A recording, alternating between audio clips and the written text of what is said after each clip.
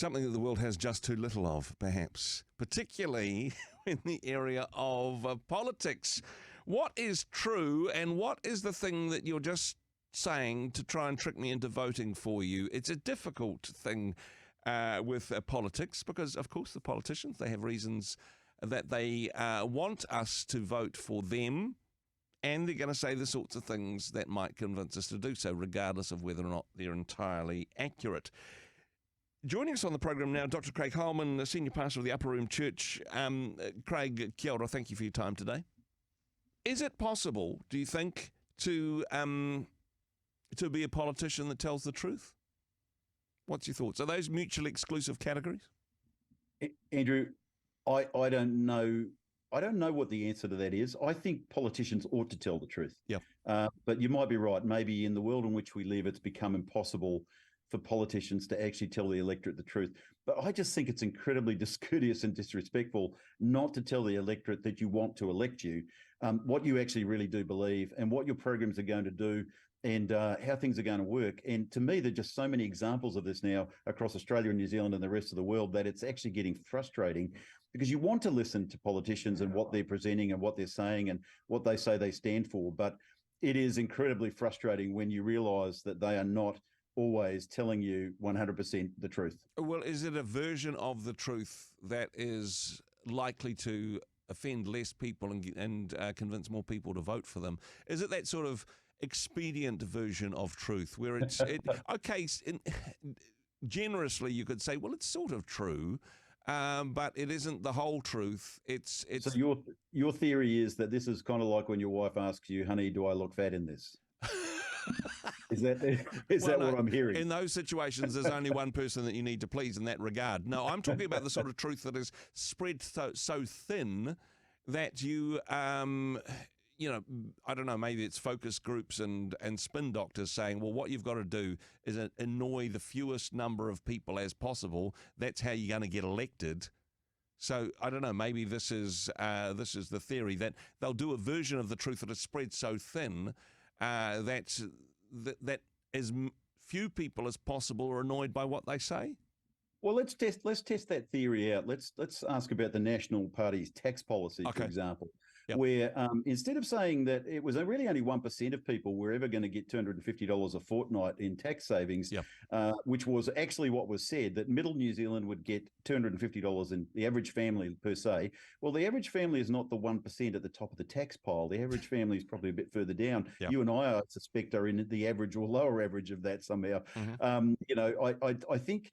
And then having to magic up the words up to $250 when you get called out doesn't look very honest. It looks like you're trying to sell a bit of a story and a bit of a pup. Or take the example of Mr. Albanese in Australia trying to sell his voice to Parliament, the Aboriginal voice to Parliament, which at one level sounds like an actually incredibly good idea to listen to the people that you're supposed to be serving, and particularly when they're disadvantaged and really disadvantaged, in all the health outcomes and all the rest of it.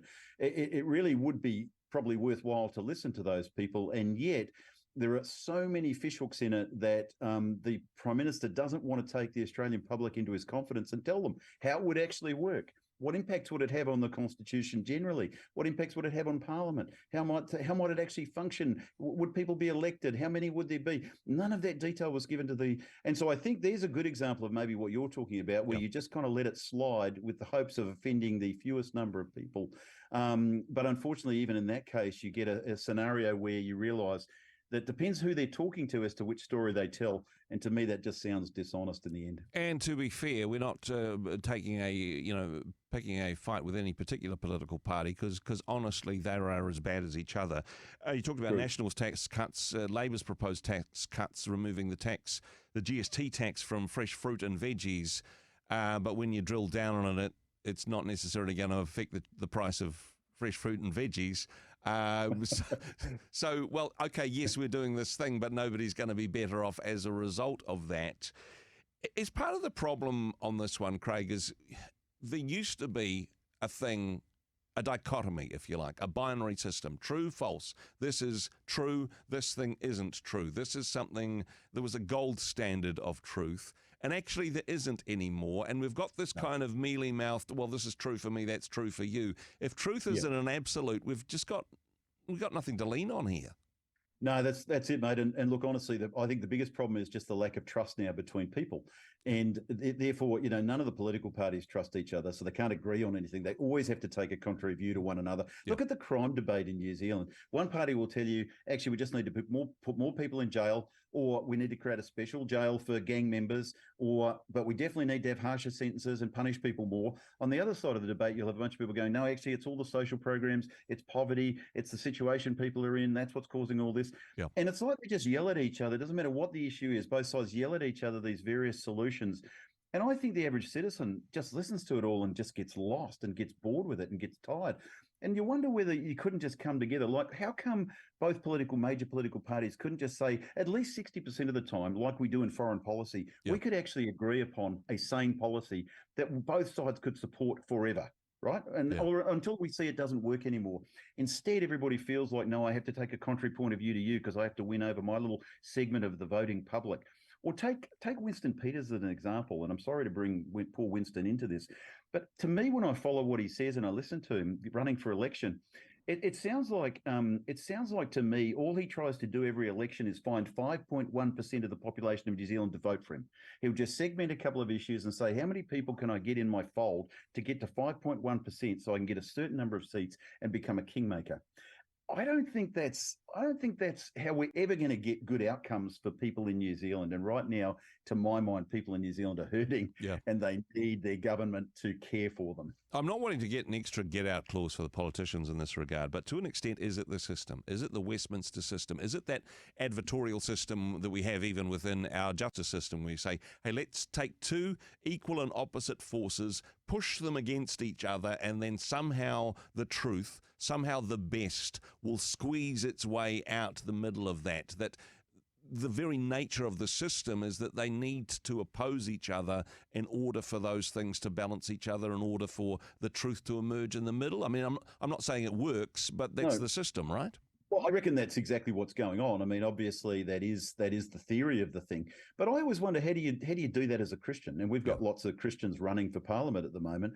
But if you have to lie, I mean, you've got to look at your own character in the end and go, if I have to tell porky pies to people to get them to elect me so that I can do the wonderful thing for New Zealand I want to do, but what happens to your own soul and character in the process of that? Yeah. And surely that matters to a Christian as to who I'm becoming as a person.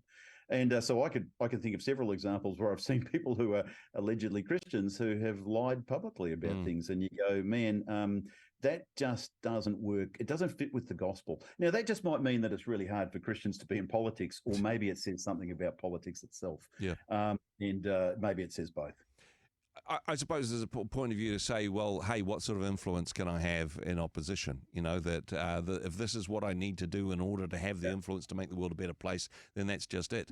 Or the example used earlier, well, okay, we could do things differently, but 4.9% isn't going to change the world, is it? So we need to do this in order for it to be 5.1 instead of 4.9. There's a bit of expediency in there, and there's a little bit of saying, okay, motivation might be, I want to do this so that I can serve the population, but there's a little bit of vested interest, a little bit of self-interest in there as well. There is. And I mean, look, let's face it. I mean, you talk to any politician, they're going to tell you that being in opposition is no fun at all. Yeah. This party is a one-sided party, and only the people around the punch bowl are enjoying themselves. Everybody else in the corners is not dancing and they're not having fun.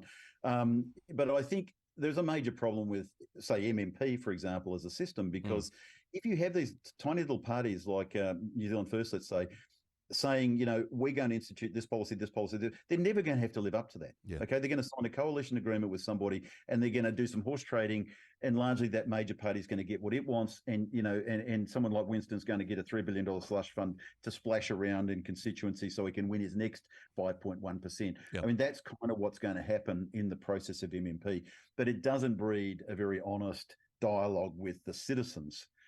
which I think is what this should be about, right? Is we should be able to tell people honestly, this is what I do in government. Or take the current Labor government. I mean, who the co-governance issues. Mm-hmm. When was that ever really discussed openly and transparently with the New Zealand populace? Yeah. And it may all be a brilliant idea, but when was it really ever transparently laid out? Well, at least you won't need to lie if you do things by subterfuge, some people would say. That's true. You don't have to lie. You can just be sneaky keep instead. It all in hiding. Yeah, exactly. It just seems like a broken system, and it can only lead to exhaustion of the voters, I think, in the end. Hey, I think maybe you're onto something here, Craig, and maybe this is the secret to having truthful politicians. That question we asked at the beginning, is it even possible? And maybe this is what has driven Christian political parties into that minnow space, if you know what I mean. Because honestly, if you're sitting at less than 1% of the vote, you can promise anything you like. Totally. You'll never have to make good on those promises. And that is a blank check you will never have to sign. Exactly. And you can be absolutely truthful in that regard because you never have to confront the complexities of being a coalition partner and needing to compromise some of your policies in order to work with people that you disagree with. You'll never really engage with politics. You can be as truthful as you like. You can finally tell the truth, but for 1% of the electorate, and I hardly know why we have those tiny little parties. And, I'm just going to put myself out there. I really think Christian political parties are just a bad idea.